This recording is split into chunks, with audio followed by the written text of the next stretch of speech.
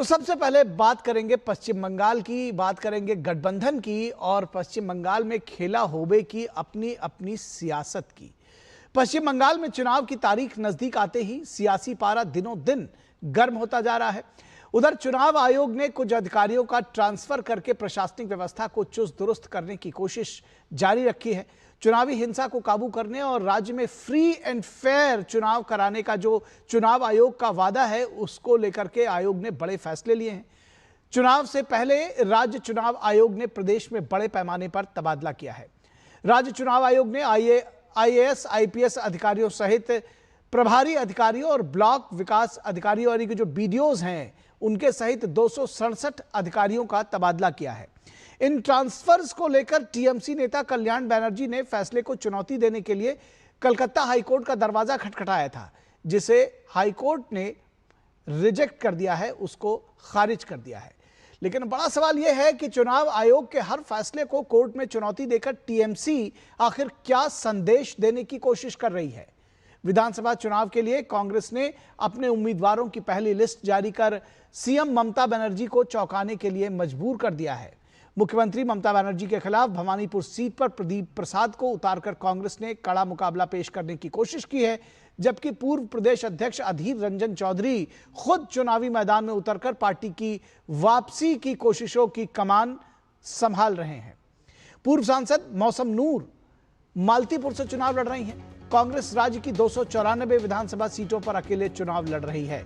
लेकिन बड़ी बात है कि कांग्रेस ने पहली लिस्ट में जिन 284 उम्मीदवारों के नामों की घोषणा की हो, उनमें 64 उम्मीदवार मुस्लिम समुदाय से हैं। यानी टीएमसी के मुकाबले स्थानीय मुस्लिम नेताओं को उतारकर कांग्रेस ने ममता को बड़ी चुनौती पेश की है। अब बात हुमायूं कबीर की और ओवैसी की करें तो हुमायूं कबीर और ओवैसी की एआईएमआईएम और आम जनता उन्नयन पार्टी ने अब तक 156 सीटों पर उम्मीदवारों की घोषणा की है। इनमें 110 मुस्लिम और 46 गैर मुस्लिम उम्मीदवार हैं। नौशाद सिद्दीकी की आईएसएफ ने 29 सीटों पर उम्मीदवार उतारे हैं। इनमें 20 सीटों पर मुस्लिम और 9 सीटों पर गैर मुस्लिम उम्मीदवार हैं। इस सूची में सीपीएम ने भी स्थानीय मुस्लिम नेताओं को चुनाव मैदान में उतारा है। जाहिर है, जिस खेला होबे को लेकर ममता बनर्जी विपक्षी दलों को घेरती रही थी, उन्हीं दलों ने इस चुनाव में उनकी चुनौती को बढ़ा दिया है। आपको ध्यान होगा कि ममता बनर्जी बार बार यह कहती रही हैं कि गैर बीजेपी दलों को इस चुनाव में पश्चिम बंगाल में एक होना चाहिए, लेकिन हो इसके बिल्कुल उलट रहा है। चुनावी जंग में अपनी पार्टी टीएमसी को फिर से सत्ता में लाने के लिए मुख्यमंत्री ममता बनर्जी लगातार गोल पोस्ट बदल रही हैं। कभी एसआईआर को लेकर चुनाव में इसे बड़ा मुद्दा बना रही हैं, लेकिन अब चुनावी सभा में वो कह रही हैं कि बीजेपी सत्ता में आई तो मछली खाने पर रोक लगा देगी, लोगों के खान पान में दखल देगी। पहले ममता बनर्जी ने लोगों को वोट कटने का डर दिखाया, लेकिन जनता की बेरुखी के बाद मुद्दा लॉकडाउन से लेकर खान पान तक का बना दिया है। देखना यह है कि चुनाव के आते आते पश्चिम बंगाल में आखिर सियासी दलों को किस मुद्दे पर जनता अपना मन बनाती है।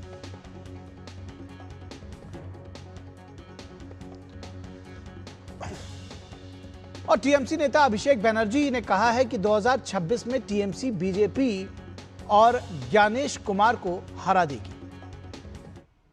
वो कितना भी ताकत लगा ले, एड़ी चोटी की जोर लगा ले, ज्ञानेश कुमार और अमित शाह और बीजेपी को तृणमूल कांग्रेस और बुरी तरह 26 के चुनाव में हराएगा। ये चेतावनी लेकर मैं जाता हूं। वहीं बीजेपी नेता राहुल सिन्हा ने कहा है कि अभिषेक डरे हुए हैं, वो झूठा आरोप लगा रहे हैं। देखिए, लाखों लाखों नाम वोटर लिस्ट से निकल गए और उसमें से सिर्फ 30,000 लोगों ने अभी तक अप्लाई किया। जो लोग फिर 6 नंबर फॉर्म भर के वो खुद को वोटर तालिका में शामिल करना चाहते हैं। इससे ही अभिषेक बनर्जी का इतना डर पैदा हो गया। झूठा लोग झुका रहा है, एक प्रमाण तो लाए। और पश्चिम बंगाल में विपक्ष के नेता शुभेंदु अधिकारी ने कहा है कि बंगाल बर्बाद हो रहा है, इसे हम इससे बाहर निकालेंगे और एक बार फिर से सत्ता में वापसी करेंगे। बंगाल में जो बर्बादी हो रहा है, वो बर्बादी से बंगाल निकल के आए, यही प्रार्थना है। और बहरामपुर से टीएमसी उम्मीदवार नारू गोपाल ने कहा है कि भाजपा और कांग्रेस का बंगाल में कोई रोल नहीं है। मुर्शिदाबाद में 22 असेंबली है, उसमें बहरमपुर जो असेंबली है ये 78% हिंदू डोमिनेटेड एरिया है, 22% माइनॉरिटी वोटर है। तो यहाँ जो 22% माइनॉरिटी वोटर में हुमायूं कबीर का कुछ रोल नहीं है, ओवैसी का भी कुछ इशू नहीं है। यहाँ जो इशू है बीजेपी और तृणमूल का, इसमें कांग्रेस और सीपीएम दोनों ही आज का डेट में वैल्यूलेस है।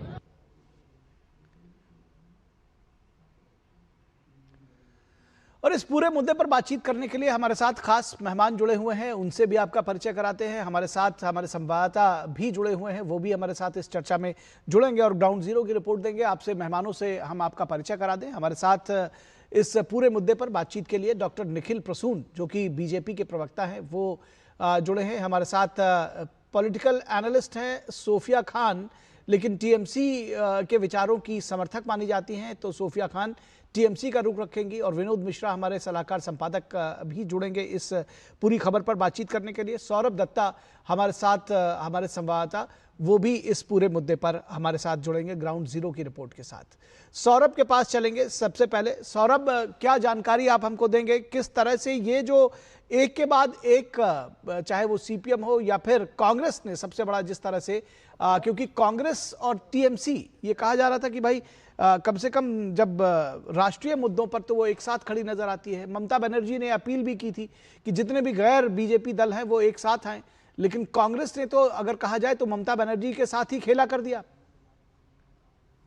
जी बिल्कुल, ये जो बंगाल की अभी जो स्थिति है, बंगाल की पॉलिटिक्स में जो यहाँ पे सीधे तौर पे टीएमसी के खिलाफ बाकी सारे मोर्चे हैं। और यहाँ पे कांग्रेस भले ही इंडिविजुअल, भले ही देश के बाहर, बंगाल के बाहर टीएमसी के सिंपैथाइजर के रोल प्ले करे, लेकिन बंगाल के अंदर जो बंगाल के लीडर्स हैं वो ये बात मानते हैं कि बंगाल में कांग्रेस को कोई खत्म किया वो ममता बनर्जी है, ये उनका खुद का कहना है। और दूसरी बात ये है कि ये जो सारी बातें हैं, जो चुनाव आयोग जो कदम उठा रहे, चाहे वो ऑफिसर्स की बदली हो, चाहे वो सब इंस्पेक्टर को ले से सीएस तक, सबकी बदली को लेकर हर एक दल का ये कहना है, वो मान रहे हैं, एक शब्द में मान रहे हैं कि ये कदम काफी जरूरी था। क्योंकि ये एक दिन का एक्सपीरियंस नहीं है। पिछले 3 साल जब से ममता बनर्जी की सरकार यहाँ पे है, पिछले 15 साल से अगर देखे, चाहे वो नगर पालिका का चुनाव हो, चाहे वो असेंबली का चुनाव हो, चाहे वो लोकसभा का चुनाव हो, हर चुनाव, यहाँ तक कि पंचायत का चुनाव हो, हर चुनाव में यहाँ का हिंसा एक रूटीन बात हो चुकी है। और हर चुनाव में हर विरोधी का कहना है कि वोट नहीं, वो जो वोटर्स वोट देने चाहते हैं उनको वो पोलिंग बूथ तक जाने नहीं देते हैं। जो वहां पे ऑफिसर्स हैं, अगर उनको जाके कुछ कहा जाता है वो सुनती है। यहाँ तक कि अगर कोई ऐसा घटना घटी जिसपे पुलिस को कार्रवाई करना चाहिए, वहां तक पुलिस इस बात की इंतजार करती है कि टीएमसी के नेता क्या ग्रीन सिग्नल दे रहे हैं, सिग्नल क्या है, तो सिग्नल देखकर पुलिस काम कर रही है। तो इसीलिए चुनाव आयोग ने जो सिग्नल इन ऑफिसर्स को दिखाया, उससे विरोध, जो ऑपोजिशन जो खेमा है, उनमें कोई नाराजगी नहीं है। हालांकि चुनाव टीएमसी का कहना है, कल भी अभिषेक बनर्जी निर्वाचन चुनाव आयोग के दफ्तर गए थे और उनका कहना है कि चुनाव आयोग निष्पक्ष नहीं है। और कल एक नया मुद्दा उन्होंने उठाया है कि फॉर्म 6 जो है उसको चुनाव आयोग के ऑफिस के भीतर बहुत सारे ऐसे फॉर्म 6 लाया जा रहा है और बिहार, उत्तर प्रदेश से बहुत सारे वोटर्स यहाँ पे वोटर्स तालिका में, वोटर्स के लिस्ट में जुड़े जा रहे हैं। लेकिन इसमें भी एक सवाल ये उठ रहा है कि चुनाव आयोग का भीतर का फुटेज बाहर आया कैसे। अभिषेक बनर्जी का कहना है कि चुनाव आयोग के भीतर कुछ लोग हैं जो भला चाहते हैं बंगाल के, इसलिए उन्होंने फुटेज सप्लाई किया। लेकिन चुनाव आयोग के भीतर ये जो हुआ, इसके चलते भी विरोधी का कहना, जो विपक्ष बीजेपी का कहना है कि यही तो कारण है कि भीतर से फूटे जा रहा है। जो डब्ल्यूबीसीएस एग्जीक्यूटिव है, जो राज्य सरकार के अधीन है, वहां पे तबादला इसलिए हो रहा है, इसलिए ये सारे तबादला किए जा रहे हैं कि चुनाव आयोग का ऑफिस का जो प्रीमाइसेस है वो भी सुरक्षित नहीं है, वहां से भी फुटेज बाहर आ जा सकते हैं। निखिल, चलिए देखते हैं, क्योंकि ये एक नया नैरेटिव सामने आ रहा है। क्योंकि ये देखने में आ रहा है कि भाई अभी जिस तरह से हाईकोर्ट ने उनकी याचिका को खारिज किया है, उसके बाद ये कहना है कि वहाँ से उत्तर प्रदेश और दूसरे राज्यों से वोटर लेकर आए जा रहे हैं। ये ठीक है, इसका जवाब बाकी लोग देंगे, लेकिन विनोद मिश्रा विषय बहुत हो जाता है। और जब पश्चिम बंगाल की बात करें, सबसे पहली बात तो जो बात शुरुआत में उठाई कि क्या आप इसको देखते हैं जिस तरह से कांग्रेस ने सभी सीटों पर वो उम्मीदवार उतार रहे हैं, 284 सीटों में से 64 मुस्लिम उम्मीदवार उतारे हैं, तो जो ममता बनर्जी कहती थी खेला होबे, क्या उनके साथ खेला हो गया है? और दूसरा इसी से जुड़ा हुआ एक सवाल यह है कि ममता बनर्जी जो सारे दांव चल रही हैं, चाहे वो हाईकोर्ट में जाना हो, हाईकोर्ट में भी उनकी याचिका खारिज कर दी जा रही है और कहा जा रहा है कि भाई जो चुनाव आयोग है वो तो बेहतर काम कर रहा है, उसको करने दीजिए। निखिल, परसों ही प्राइम मिनिस्टर मोदी अभी केरल में थे। केरल में एक सभा को संबोधित उन्होंने करते हुए कहा था कि ये अजब की राजनीति है, दिल्ली में दोस्ती है और राज्यों में कुश्ती है। तो आप ये देखिए कि ये दिल्ली की दोस्ती और राज्यों की कुश्ती, ये जब आप केरल से देखते हुए जाते हैं तो पश्चिम बंगाल में भी आपको नज़ारा दिखता है। यही टीएमसी है, कांग्रेस पार्टी है, ये सारे सीपीएम के लीडर हैं, वो एक साथ में बैठ के पार्लियामेंट में फ्लोट मैनेजर के उनकी अपनी भूमिका होती है और रोज के उसमें विरोध का एजेंडा तय करते हैं जी। लेकिन आखिर पश्चिम बंगाल में क्या हो जाता है कि ये इंडिया गठबंधन की कोऑर्डिनेशन यहाँ फेल कर जाती है, केरल में फेल कर जाती है। तो ये सवाल जब देखिए कि इस बार कम से कम कांग्रेस पार्टी ने एक मजबूती से जो कैंडिडेट दिया है वहाँ पे, अब आप देखिए कि अधीर रंजन चौधरी 5 बार के सांसद हैं और अधीर रंजन चौधरी खुद अपने कंस्टिट्यूएंसी से में विधायक के उम्मीदवार बन के खड़े हैं। ऐसे 2-3 एमपी हैं जो फॉर्मर एमपी हैं, उनको विधायक का इस बार उम्मीदवार के लिए वो मैदान में हैं। उससे भी इंपॉर्टेंट चीज ये है कि ममता बनर्जी की टीएमसी ने अब तक जितने भी लिस्ट जारी किया है उसमें 47 मुस्लिम कैंडिडेट को उतारा है अलग अलग जगहों पे। कांग्रेस पार्टी ने 64 सीट जो है एक कम्युनिटी को दिया है। तो अब ये सवाल है कि ये रहनुमा कौन? तो पश्चिम बंगाल में जो पूरी लड़ाई ममता बनर्जी भी पिछले 1 साल से लड़ रही थी एसआईआर को लेके, तो वो ये दिखाना चाहती थी कि एक कम्युनिटी के लिए लड़ाई में ममता बनर्जी चैंपियन है।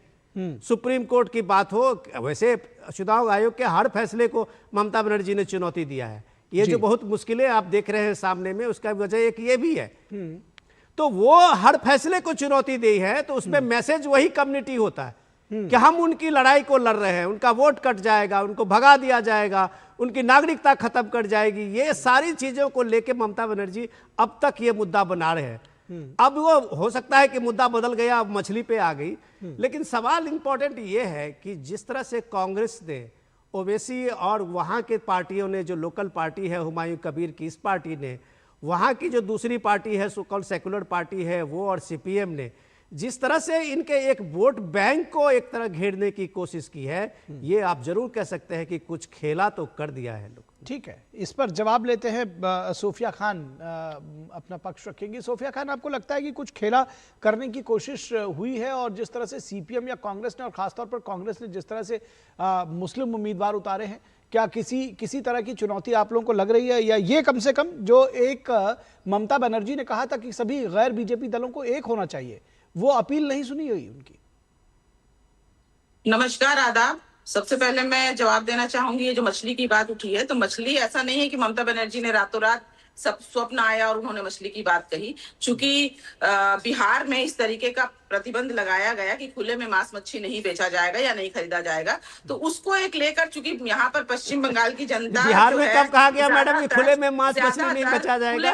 बिल्कुल खुले में। अरे मैं बिहार से ही हूँ मैडम।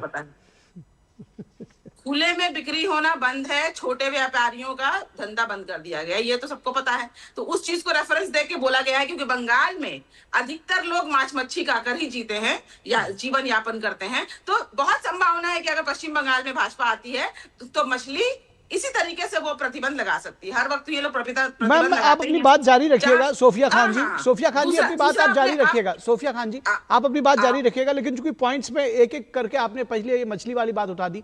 बीजेपी इतने राज्यों में सत्ता में है, कहीं पर उसने खान पान पर, मछली पर, क्या खाए क्या ना खाए, इस पर रोक लगाया इससे पहले? किसी भी जगह पे एनडीए ने कहीं और रोक लगाई है? बंद करते हैं ना। देखिए, मैंने कहा खान पान पर कहीं रोक लगाई है, हाँ या नहीं, उसके बाद आगे बढ़ जाइएगा जी। गौ मांस गोवा में बंद नहीं होता है, नॉर्थ ईस्ट में ये कहते हैं मिथुन है, तो वही तो मैं कहने समझाने की कोशिश कर रही हूँ। ये लोग अपने सुविधा के अनुसार कुछ भी जो प्रतिबंध है वो लागू करते कोई हैं। नियम, छोड़िए, कोई मुद्दा कहीं ये नहीं कोई है। नियम कानून मुद्दा प्रतिबंध मछली लागू नहीं किया है, गया है? मुद्दा मछली नहीं है, मुद्दा अच्छा। पश्चिम बंगाल की जनता है। जिस तरीके से एसआईआर करके, अभी देखिए ना आपने, वो तो चली पुरानी बात हो गई, एसआईआर में कितने लाखों लोगों के नाम डिलीट कर दिए हैं। अभी जो नए नए लिस्ट आते जा रहे हैं उसमें लोग डिलीट होते ही जा रहे हैं। ऐसा नहीं है कि वो रोहिंग्या है, वो बांग्लादेशी है, याद रखिएगा, वो इसी पश्चिम बंगाल के नागरिक हैं। लेकिन लॉजिकल डिस्क्रिपेंसी दिखाकर इन लोगों ने नाम काटा है ताकि ये लोग अपने वोट अधिकार से वंचित रहे। दूसरी बात, ये लोग जो कह रहे हैं ना, ये जो कांग्रेस, सीपीआईएम या हुमायूं कबीर की जो पार्टी है या हेना तेना जो कोई भी है, मैं इतना दावे के साथ कहूंगी ये लोग भाजपा के लिए काम कर रहे हैं। क्योंकि यहाँ पर जो लड़ाई है ना वो सिर्फ ममता बनर्जी की है, और यहाँ पर भाजपा के साथ ये जो लड़ाई है, तो भाजपा को पता है कि जो सेक्युलर वोट है वो उनको नहीं मिलेंगी। तो जाहिर सी बात है इन लोगों ने षड्यंत्र करके हुमायूं कबीर को खड़ा कर दिया, इन लोगों ने षड्यंत्र करके ओवैसी को बुला लिया। ओवैसी तो वैसे भी उनकी बी टीम है ही। तो ये सारी चीजें देखिए जनता समझ रही है।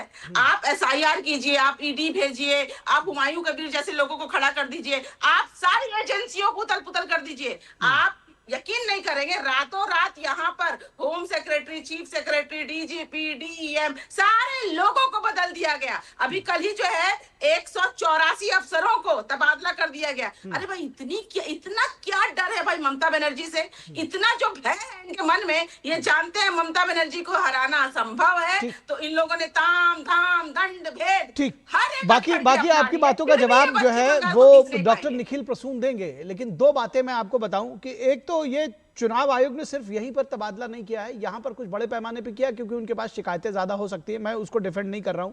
लेकिन ये भी आप जानिए कि 2024 के चुनावों से पहले बीजेपी शासित कम से कम 12 राज्यों में रातों रात, जिस तरह से आप कह रहे हैं, गृह सचिव बदल दिए गए थे। तो वो बात एक है।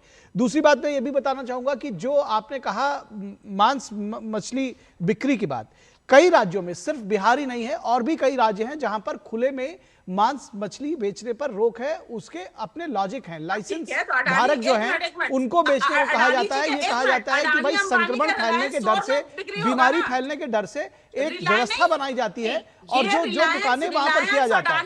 और मैंने आपसे ये जानना चाहा था कि कहीं भी सरकार ने प्रतिबंध लगाया है? शायद ऐसा नहीं है, लेकिन मैं फिर भी इसके आपके इस बहस में नहीं पढ़ूंगा। इसका जवाब मैंने तो सिर्फ फैक्ट्स रखे हैं। देखिए ये फैक्ट्स थे, ये मैंने सिर्फ फैक्ट्स रखे हैं सोफिया जी। मैं आपके साथ डिबेट बिल्कुल नहीं कर रहा हूं। मैं ये डिबेट जो है वो डॉक्टर निखिल प्रसून करेंगे। निखिल प्रसून, आपकी बारी। आपने सुना, बहुत गंभीर आरोप है आपके ऊपर जो कि सोफिया खान ने लगाए हैं।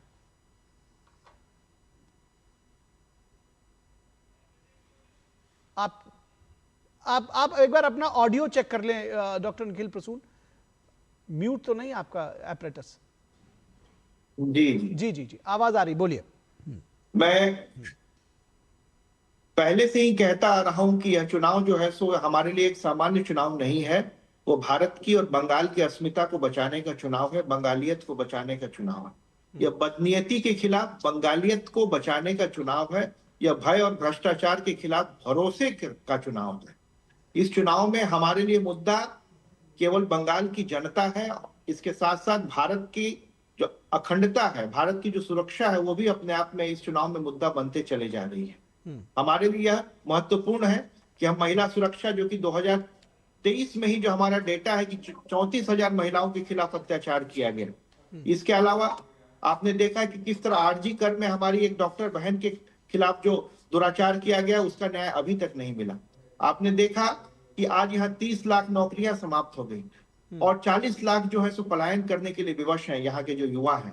इसके अलावा 7वें जो वेतन आयोग है उसकी जो सिफारिशें लागू की गई, उसका लाभ जो है सो यहाँ के बंगाल के जो कर्मी हैं, जो कर्मचारी, उन्हें नहीं मिला। और करीब 20 लाख से ज्यादा कर्मचारियों के खिलाफ एक तरह से इस सरकार ने विद्रोह किया है। इसके अलावा आपने देखा कि 26,000 जो शिक्षक हैं उनकी नौकरियां चली गई। आपने देखा कि यहाँ किस तरह राष्ट्रपति महोदया का अपमान किया गया। 80% जो चाय बागान है उसमें कार्य नहीं हो रहे हैं, वो ठप पड़े हैं और एकदम बिल्कुल सिक है। यहाँ खुदीराम बोस को टेररिस्ट तक कहा गया। करीब करीब 7,000 से ज्यादा कंपनियां बंद हो गई। आपने देखा कि किस तरह सिंडिकेट राज ने यहाँ के समाज को कलंकित किया और पूरे भय का माहौल है। अगर आप अपना घर बनवाना चाहते हैं तो ईंट बालू गिट्टी सिंडिकेट से लेना पड़ेगा। जो कल तक मारे मारे फिर रहे थे, आज सोने की चेन पहन करके बड़ी बड़ी स्कॉर्पियो गाड़ियों में घूम रहे हैं। समाज में उनके खिलाफ एक तरह से इतना ज्यादा उनके खिलाफ एक भावना है कि उस भावना का प्रकटीकरण आने वाले इस चुनाव में होने जा रहा है। हम लोग यहाँ पे आपने देखा कि जिस तरह घुसपैठियों को प्रश्रय देते हुए करीब करीब 569-70 किलोमीटर की जो सीमा है, जो बांग्लादेश के साथ, अभी भी उसमें बाड़ लगाने के लिए सरकार ने जमीन का आवंटन नहीं किया और हाईकोर्ट को इसमें हस्तक्षेप करना पड़ा। हर एक छोटी मोटी बात पर, छोटी बात हो या बड़ी बात हो, हमें यहाँ हाईकोर्ट की शरण में जाना पड़ता है। और जब भी एसआईआर के मुद्दे पर कई बार यहाँ की राज्य सरकार सुप्रीम कोर्ट जा चुकी है, मुख्यमंत्री महोदया खुद ही वहां जाकर के पैरवी कर चुकी है, और इसके बाद आप क्लास 10th का एक तरह से एडमिट कार्ड से लेकर के आधार कार्ड को मान्यता देने से लेकर कई सारे पदक्षेप सुप्रीम कोर्ट ने उठाए। इन सबके तत्वावधान में एसआईआर जो अभी हो रहा है वो बिल्कुल सुचारू रूप से इस मतदान में की शुचिता को बहाल करने की दिशा में एक अप्रत्याशित कदम है और इसका स्वागत किया जाना चाहिए। अब इससे भयाक्रांत होकर के कि चुनाव के नतीजे उनके हित के विपरीत जाएंगे, तृणमूल कांग्रेस और उसके लोगों ने इस तरह के एक अनर्गल प्रलाप करना शुरू किया है कि एसआईआर यहाँ की जनता के विरुद्ध है, जबकि एसआईआर जो है एक तरह से शुरू से ही होता आ रहा है, 10वीं बार हुआ है, और यहाँ के लोगों के जो वास्तविक जो वोटर है उनके अधिकारों को पूरी तरह से संपुष्ट करने की दिशा में उठाया हुआ एक कदम है। मैं ये कहना चाहूंगा कि हमारी सरकार जो है किसी समुदाय विशेष के खिलाफ होने का प्रश्न ही नहीं है, इसलिए हम कितने मुस्लिम उम्मीदवार किसने उतारे, कैसा क्या ध्रुवीकरण होगा, उससे हमें मतलब नहीं है।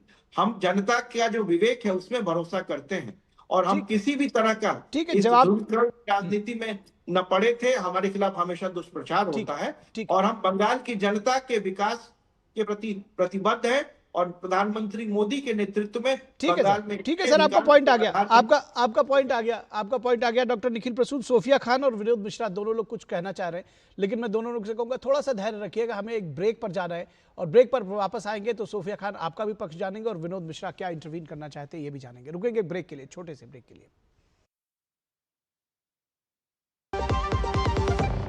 टर टर टर टर सिस्टर बीना का मैसेज आया है, अर्जेंट लिखा है, मेरे बच्चे के ट्रीटमेंट के लिए 1 लाख रुपए चाहिए डॉक्टर, तुरंत भेज दीजिए प्लीज। सिस्टर बीना, मैं पहले सिस्टर बीना को फोन करके पूछूंगी फिर भेजूंगी, क्योंकि मैं मूर्ख नहीं हूँ। Well done doctor. यूपीआई कहता है अगर पहचान के व्यक्ति से भी ऐसे मैसेज आए तो हो सकता है कि उनके मैसेजिंग ऐप हैक्ड हो, तो पहले नॉर्मल कॉल करके चेक करो और कहो मैं मूर्ख नहीं हूँ। जाइए आप भी किसी का टेस्ट लीजिए। मेरी पसंद, मेरी पसंद, मेरी पसंद, मेरी पसंद, हमारी पसंद, हम सबकी पसंद। मजबूत देश का मजबूत सरिया हो गया स्टील।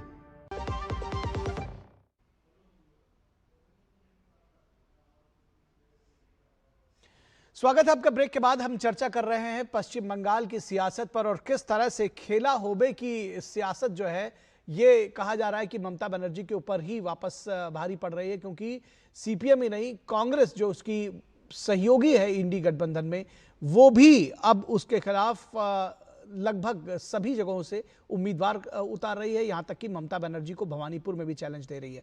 इस पूरे विषय पर बातचीत कर रहे थे सोफिया खान, अपनी बात का आप जवाब दे डॉक्टर निखिल प्रसून का। उससे पहले विनोद मिश्रा कुछ इंटरवीन करना चाह रहे हैं, कोई पॉइंट ऐड करना चाह रहे हैं। विनोद जी बहुत जल्दी से आप कहिए, उसके बाद मैं जाऊंगा सोफिया जी के पास। सोफिया जी ने अभी कहा कि लाखों लोगों का नाम कटे और वो सारे यहीं के हैं, यहीं के मतदाता हैं, कोई बांग्लादेशी रोहिंग्या नहीं है। ये सर्टिफिकेट तो ममता बनर्जी पिछले 6 महीने से बांट रही है।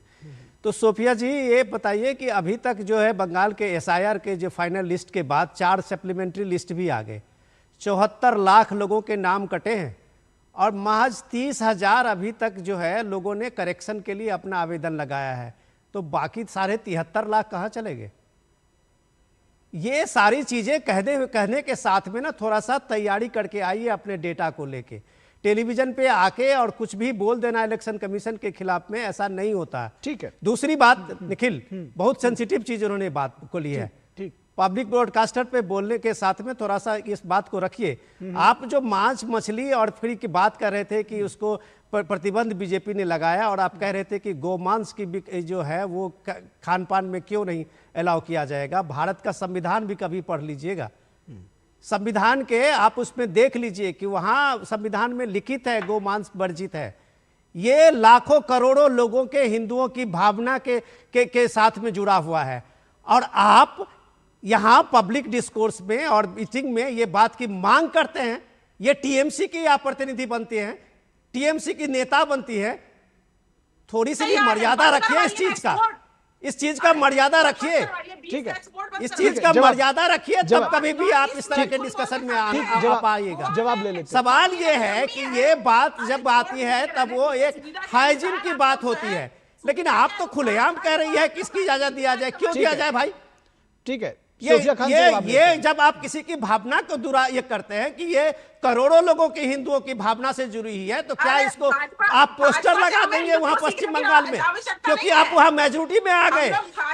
ये बात समझने की कोशिश कीजिए। मैं कोई भाजपा कांग्रेस की बात नहीं कर रहा हूं, यहाँ मैं लोगों की भावना की बात कर रहा हूं। रही बात कि आपके पास टीएमसी के पास में इस बार मुद्दे नहीं है, सोफिया जी आएंगे आपके पास मुद्दे नहीं है, तो कभी आप लॉकडाउन का मुद्दा लेके आती है, कभी आप इस तरह के शोसेबाजी करते हैं कि लोगों का वोट कट जाएगा, कभी आप एसआईआर को एनआरसी कह देते हैं। तो सुप्रीम कोर्ट में आपने या हाई कोर्ट में इतनी दलीलें रखी है, क्या आपका हाई कोर्ट आपके खिलाफ में किया है, चुनाव आयोग ने किया है? अभी जो सुनवाई हो रही है वो सुनवाई तो जुडिशियल अधिकारी से हो रही है, तो आप जुडिशियल अधिकारी की बात नहीं करते, आप उसकी बात भी सीधे चुनाव आयोग पर डालती है। क्यों आप जुडिशियल अधिकारी की बात नहीं करते? चुनाव आयोग का क्या है जो जुडिशियल अधिकारी वहां पे दे रहे हैं? सोफिया खान चुनाव आयोग उसको पब्लिश कर रहा है। ठीक, बिल्कुल बिल्कुल इस बात पर सोफिया खान आपको जवाब देना चाहिए कि भाई ये तो जुडिशियल अधिकारी कर रहा है। और दूसरी बात ये है कि हाई कोर्ट से लेकर सुप्रीम कोर्ट तक आप लोग जा रहे हैं, आपकी याचिकाएं लगातार खारिज कर दे रहे हैं, उसके बावजूद आप कह रहे हैं कि एसआईआर में जी ये तो बड़ा गलत हो रहा है। भाई ये बात हाई कोर्ट को नहीं दिख रही, सुप्रीम कोर्ट को नहीं दिख रही, आप लोगों को दिख रही है। जवाब दीजिए। 3-4 पॉइंट में रखूंगी। सबसे पहले तो अगर ये नागरिक नहीं है जो डिलीट हुए हैं, तो इन्हीं नागरिकों के वोट से 2024 में इन लोगों के 12 सांसद यहाँ पर बैठे हुए हैं, उनको इस्तीफा दे देना चाहिए। दूसरी बात, ये लोग जो कह रहे हैं जुडिशियल ने किया है, डेफिनेटली किया है, लेकिन जुडिशियल को कितना समय मिला इन सारी चीजों को, ये लॉजिकल डिस्क्रिपेंसी के नाम में जो छोटी छोटी गड़बड़ियां हैं, कितने फटाफट लोगों ने 15-20 दिन में ये सारी चीजें की होंगी। तीसरी बात, अगर आफ्टर इलेक्शन इन सारे लोगों के नाम चढ़ जाते हैं तो क्या ये मुंह की खाएंगे? तब तो पता चल जाएगा ना कि ये लोग भारतीय होने के बाद भी इन लोगों को इस बार चुनाव नहीं करने दिया गया, इसलिए ताकि ये चुनाव मतलब इन लोगों ने अपने हिसाब से लोगों के नाम काटे हैं। अच्छा, ये एक तर्क तो सामने आया है सोफिया जी, एक तर्क तो सामने आया है कि भाई जो लोग हैं वो क्यों नहीं सामने आ रहे? 30,000 लोग सामने आए हैं, तो बाकी लोग क्यों नहीं आ रहे सोफिया जी सामने? बुलाया कीजिए भाई। अरे मैं तो आपसे जस्ट एक सवाल मैंने बीच में पूछा, नाराज मत होइए, नाराज कम से मुझ पर तो नाराज होइए। मैंने तो कुछ नहीं कहा आपको, मैंने तो कुछ नहीं कहा। क्या कहा? सबका साथ सबका विकास मोदी जी कर रहे हैं। मैं इनसे कहूंगी अपने कैंडिडेट लिस्ट दिखा दें।